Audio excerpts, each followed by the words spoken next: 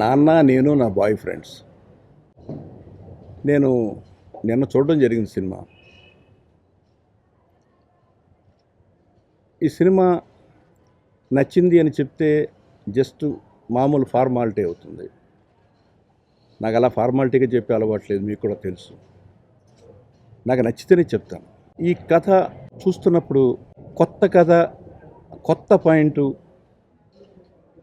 అని కాకుండా రియల్గా ఇలాంటివి జరుగుతున్నాయి. ఇవాళ జనరేషన్లో ఉన్న అబ్బాయిలు కానీ అమ్మాయిలు కానీ ఒకళ్ళని ప్రేమించడం, తర్వాత బ్రేకప్ అయిపోవడం, తర్వాత మళ్ళీ ఇంకోళ్ళని ప్రేమించడం, తర్వాత బ్రేకప్ అయిపోవడం, ఇలా జరుగుతున్నాయి, చాలా జరిగాయి. కానీ ఒకేసారి ముగ్గురు అబ్బాయిలు ఒక అమ్మాయి ప్రేమలో, అంటే అమ్మాయి ప్రేమలో దించడం, ఆ అమ్మాయి తప్పుకో కాకుండా అసలు జీవితంలో జీవితాంతం నాతో ప్రయాణం చేసేవాడు ఎలాంటి వాడై ఉండాలి, అది తెలియాలంటే ఒక్కడిని ద్వారా కాదు, కొంతమంది చూసి సెలెక్ట్ చేసుకోవాలని ఒక గమ్మత్తైన మనస్తత్వంతో తయారైన క్యారెక్టర్ ఇది. ఇది కొత్త కాన్సెప్ట్. అందులో ఆ అమ్మాయి ఎలా ప్రేమను పొందగలిగింది, దాన్ని ఎలా బ్రేక్ చేసుకోవడానికి ప్రయత్నం చేసింది, ఫైనల్గా ఆ అమ్మాయి చేసింది తప్ప రైటా, అలా చేయొచ్చా అనేది కంక్లూషన్. దీన్ని చాలా బాగా చెప్పాడు డైరెక్టర్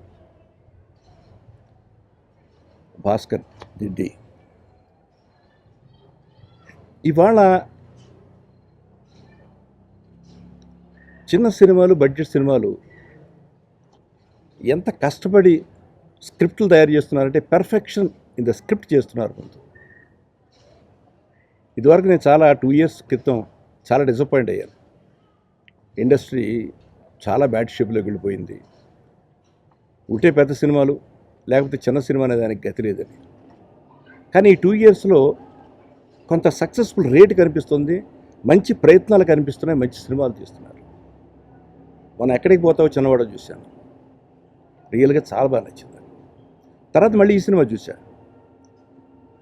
ఇది ఎంత కష్టపడుతున్నారు వీళ్ళు, ఒక బడ్జెట్ ప్లాన్ చేసుకుని ఆ బడ్జెట్లో సినిమా తీయడం కోసం ఎంత కష్టపడుతున్నారు, స్క్రిప్ట్ ఎంత చక్కగా రాసుకున్నారు. పైగా నేను అడిగితే వితిన్ బడ్జెట్ చేశారు. అది పైగా 40 daysలో కంప్లీట్ చేశారు. అంటే ఇవాళ 40 daysలో కంప్లీట్ చేయడం అనేది పెద్ద అచీవ్మెంట్. మాకు 30 రోజుల్లో సినిమా పూర్తి చేయడం అనేది మా టార్గెట్. బట్ ఇవాళ కనీసం 80 రోజులు తీయాలి బడ్జెట్ సినిమా అయితే, కనీసం 200 రోజులు తీయాలి పెద్ద పిక్చర్ అయితే. అట్లాంటి కాన్సెప్ట్లోంచి 40 రోజుల్లో ఈ సినిమా, డిఫరెంట్ ఆర్టిస్టులు, చాలామంది ఆర్టిస్టులు ఉన్నారు సినిమా.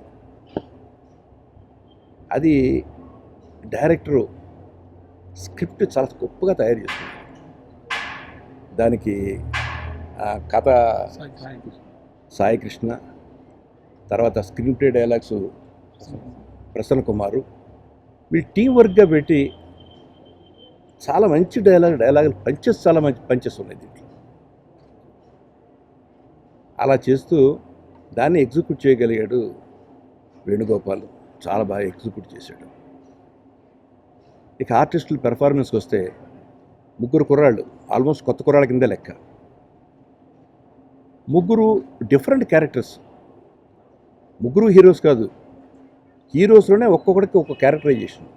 ఒకడు స్పోర్ట్స్ మ్యాన్ అయితే, ఒకడు పోలీస్ డిపార్ట్మెంట్కి సంబంధించినవాడైతే, ఒకడు దేవాలయంలో అర్చకృతికి సంబంధించినవాడు. అలాంటి క్యారెక్టర్స్ చాలా బాగా డీల్ చేశాడు. ఆ ముగ్గురికి ఒకే అమ్మాయి, ఆ అమ్మాయితో మరొక అమ్మాయి, ఇంట్లో ఒక పని అమ్మాయి, డిఫరెంట్ క్యారెక్టరైజేషన్ పట్టుకుని చాలా బాగా వర్కౌట్ చేశారు సినిమా. ఇది ఈ డిమానిటైజేషన్లో లేకుండా ఉంటే ఇప్పటికి వసూలు చేసిన దానికంటే డబుల్ వసూలు చేయాలి. అలాగే మ్యూజిక్ వస్తే శేఖర్ చంద్ర పాటలు, ఒక 3 పాటలు అయితే ఎక్స్ట్రాడినరీగా ఉన్నాయి. ఈ సినిమా ఊహించిన దానికంటే ఇప్పుడు వెడుతున్న దానికంటే నేను ఊహించింది ఇంకా ఎక్కువ విజయం సాధించాలి. ఇవాళ దానికి చాలా కారణాలు ఉన్నాయి. ముఖ్యంగా ఒకే రోజుని 4 సినిమాలు 5 సినిమాలు ఒకేసారి రిలీజ్ చేసుకోవడం, చిన్న సినిమాలు, ఒక ప్లానింగ్ లేకపోవడం. ఇదివరకు ప్లానింగ్ ఉండేది ఛాంబర్లో. అకార్డింగ్ టు సెన్సార్ సర్టిఫికేట్ వారానికి 2 సినిమాలు 3 సినిమాలు రిలీజ్ చేసేవాడు.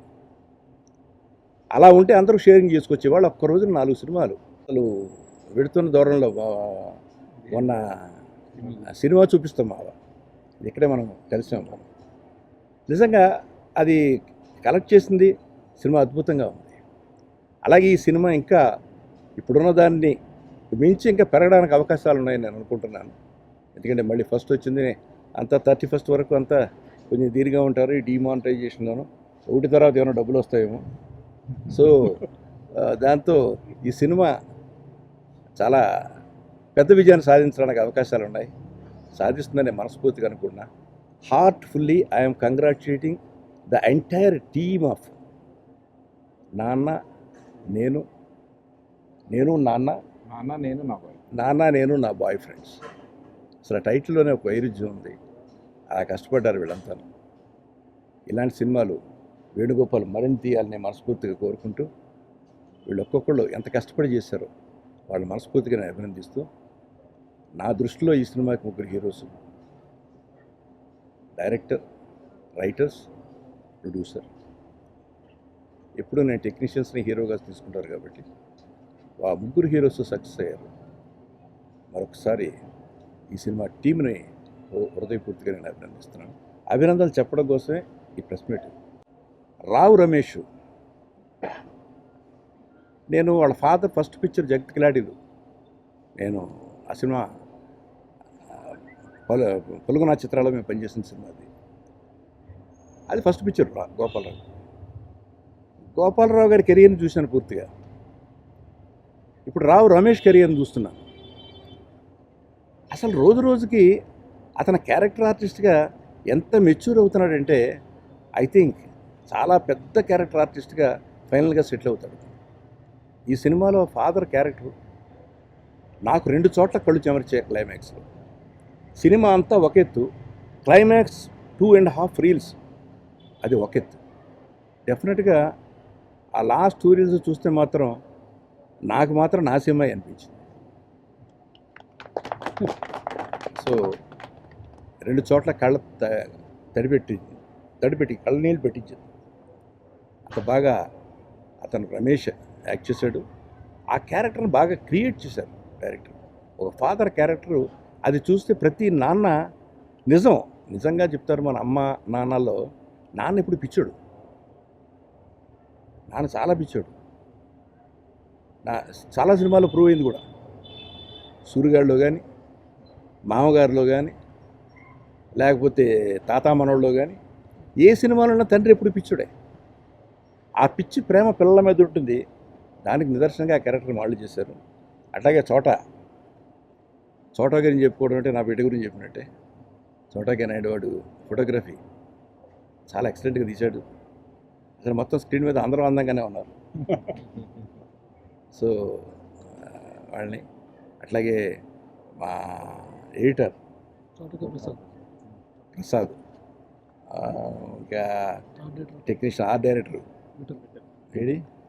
విఠల్, వాడు ఈ కాంపౌండ్ నుంచి వెళ్ళినోడే. సో వీళ్ళందరూ కూడా చాలా మంచి టీం వర్క్ చేస్తారు. లొకేషన్స్ చాలా మంచి లొకేషన్ సెలెక్ట్ చేస్తారు. సో హృదయపూర్తిగా వాళ్ళందరూ అభినందిస్తారు.